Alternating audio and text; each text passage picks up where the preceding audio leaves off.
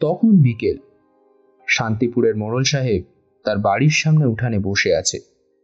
তার সামনে দাঁড়িয়ে আছে একমাত্র চাকর যোগু। কি রে যোগু, কোনো কাজ নাই? এরকম বসে আছিস কেন? আগে না মালিক, কাজকর্ম সব সেরে ফেলছি।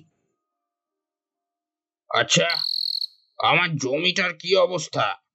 চাষবাস হয়েছে? না মালিক, এখনো চাষ দেওয়া হয়নি। শোন, আমার জমির পাশেই তো মহেশদের জমি, তাই না? হ্যাঁ মালিক। এক কাজ করবি, আজ গভীর রাতে জমিতে নতুন আল বাঁধবি, আর ওই মহেশের জমির কিছুটা আমার ভিতর নিয়ে আসবি। মালিক, আবার কিন্তু আমার কথার উপর কথা বলিস? ঠিক আছে, আপনার কথা মতোই করব। তখন মধ্যরাত। যোগু একটা কোদাল নিয়ে বেরিয়ে পড়েছে। চারিদিক অন্ধকার। নিঃশব্দে ভেদ করে মাঝে মাঝে দুটো একটা নিশাচর পাখি ডেকে ওঠে। যোগুর একটু ভয় ভয় করছে, তারপরও চাকরি যাবার ভয়ে সে দ্রুত পায়ে হেঁটে চলেছে। একসময় সে জমির কাছে পৌঁছে যায়। ওরে বাবা, চারিদিকে কি অন্ধকার! ভাগ্যিস একটু হলেও চাঁদের আলো আছে, না হলে তো মরণ দশা হতো। যাই, তাড়াতাড়ি কাজে লেগে পড়ি। যোগু আর দেরি না করে কাজে লেগে পড়ল। সে জমিতে নেমে সজোরে কোদাল চালাতে শুরু করলো। ভয়ে সে কাঁপতে লাগলো। হঠাৎ তার মনে হলো কোদালের নিচে কি যেন পড়েছে।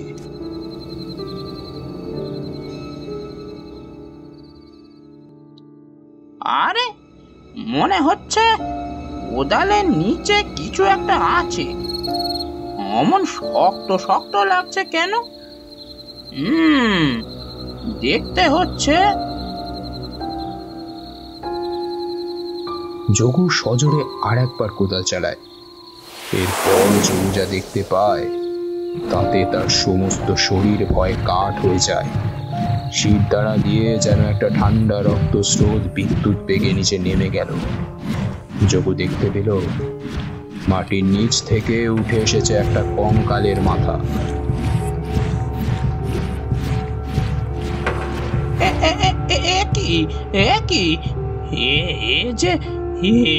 যে কঙ্কালের মুন্ডু! ও বাবা গো, কে আছো? বাঁচাও, বাঁচাও, কে আছো?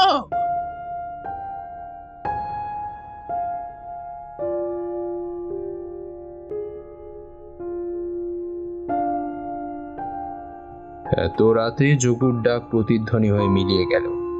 কেউ শুনতেও পেল না। যোগু একসময় ভয়ে কাঁপতে কাঁপতে অজ্ঞান হয়ে পড়ে যায়। পরদিন সকালে মোড়ল সাহেবের বাড়িতে ছুটতে ছুটতে যায় মহেশ। মোড়ল সাহেব তাকে দেখে একটু অবাক হলো। কি হে মহেশ, হঠাৎ আমার বাড়িতে কি মনে করে? মোড়ল সাহেব, সর্বনাশ হয়ে গেছে। আপনার চাকর যোগু তো অজ্ঞান হয়ে পড়ে আছে জমিতে।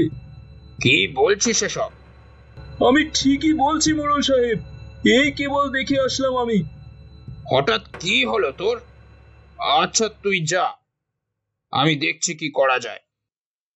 দুপুরে মহেশের মা মহেশের অপেক্ষায় বসে আছে, কিন্তু মহেশ আসছে না। মা বেজায় রাগ করে আছে ছেলের ওপর। এই ছেলেকে দিয়ে কোনো কিচ্ছু হবে না, পারে শুধু সারাদিন টোটো করে ঘুরে বেড়াতে। আজ আসুক বাড়ি। একটু পরেই মহেশ এসে যায় বাড়িতে, আর মায়ের মুখের দিকে তাকিয়ে বুঝতে পারে যে মা খুব রাগ করে আছে তার উপর। মোড়লের চাকর অজ্ঞান হয়ে পড়েছিল আমাদের জমিতে, তার খবর দিতে গিয়েছিলাম মোড়ল সাহেবকে। কোথায় ছিলি এতক্ষণ? এইসব বাদ দে মহেশ, একটু কাজকর্মে মনোযোগ দে। সংসার যে আর চলে না, কিছু আয় রোজগার তো করতে হবে নাকি? হবে হবে মা, সব হবে। আগে ভাত দাও, বড্ড ক্ষুধা পেয়েছে। রাতেই মোড়লের বাড়িতে শুরু হলো এক ভয়াবহ কাণ্ড। যোগু হঠাৎ অস্বাভাবিক আচরণ করতে শুরু করে। তার কণ্ঠ হঠাৎ পরিবর্তন হয়ে অদ্ভুত আর ভয়ঙ্কর হয়ে ওঠে। এই যোগু, কি হয়েছে তোর? তুই তুই এমন করছিস কেন? এই যা যা যা, দূরে যা বলছি, দূরে যা। এই যা যা, দূরে যা বলছি। যা, দূরে যা, আমার কাছে আসবি না। এমন করছিস কেন যোগু?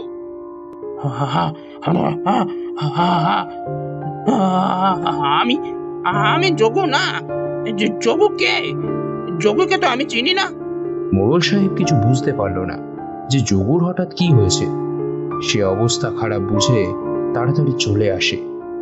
গভীর রাতে মোড়ল সাহেব গভীর ঘুমে আচ্ছন্ন। ঠিক তখন যোগু এসে তার গলা চেপে ধরে। তখনই ঘুম ভেঙে যায় মোড়ল সাহেবের। এই এই যোগু, কি করছিস তুই? তুই আমাকে মারতে চাইছিস? এত সাহস তুই পেলি কই? তুই আমাকে মেরেছিস, তোকে আমি শেষ করে ফেলবো। আমার পরিবার তোর জন্য অসহায় হয়ে গেছে। এসব কি বলছিস তুই? আমি কি করলাম?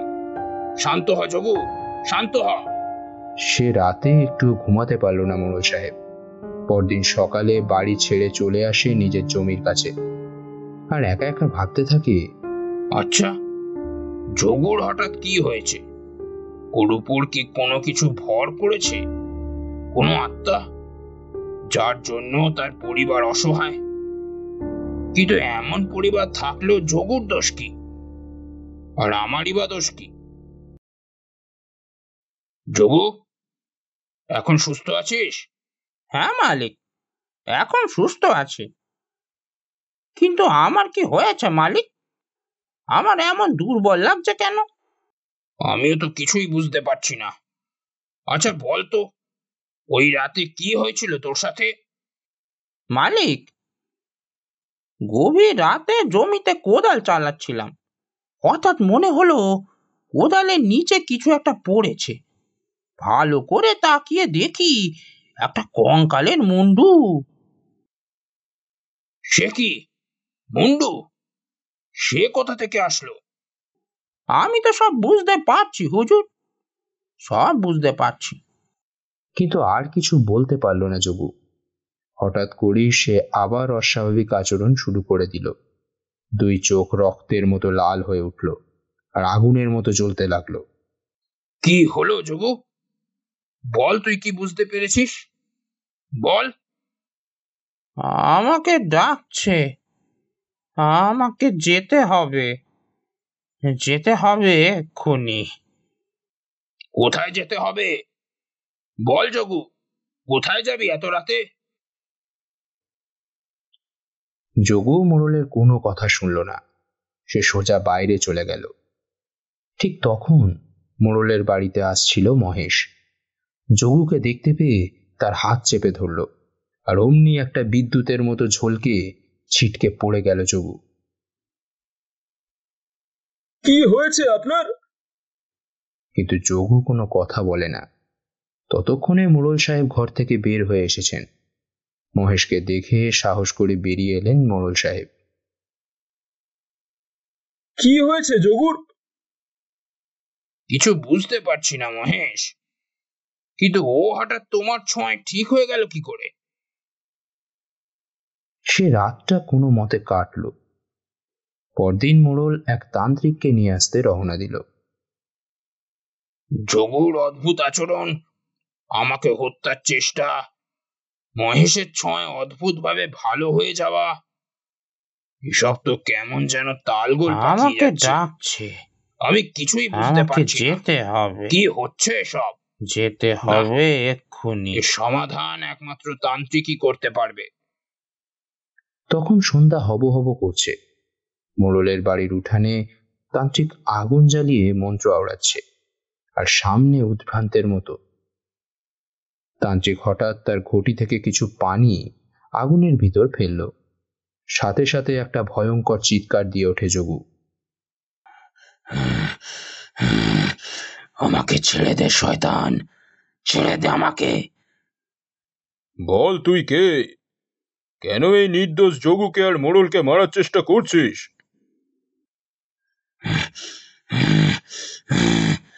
কে নির্দোষ? যোগু।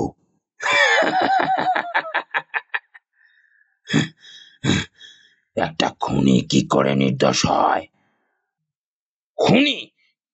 যোগু খুন করেছে? কাকে?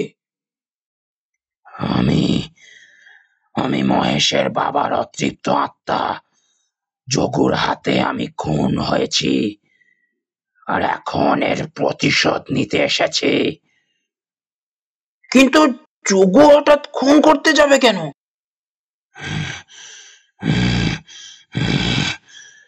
2 বছর আগের এক বৃষ্টির রাতে আপনার জমির ফসল গোপনে বিক্রির জন্য সরাচ্ছিল এই যোগু। আমি যেটা দেখে ফেলি, আর এরপরও আমাকে মেরে এই জমিতে পুঁতে রাখে। 2 বছর আগে তোর মৃত্যু হয়েছে, আর তুই এখন এসেছিস প্রতিশোধ নিতে? আমার কঙ্কাল টেনে তোলে এই যোগু, আর আমি ঢুকে পড়ি ওর শরীরে। কিন্তু তুই মোড়লকে মারতে গেলি কেন? ও ও আমার জমি কেড়ে নিতে চায়, আমার পরিবারকে শেষ করে দেবে ও। আমি আর কখনো ওদের ক্ষতির চেষ্টা করব না, আর যোগুর উপযুক্ত বিচার আমি করব।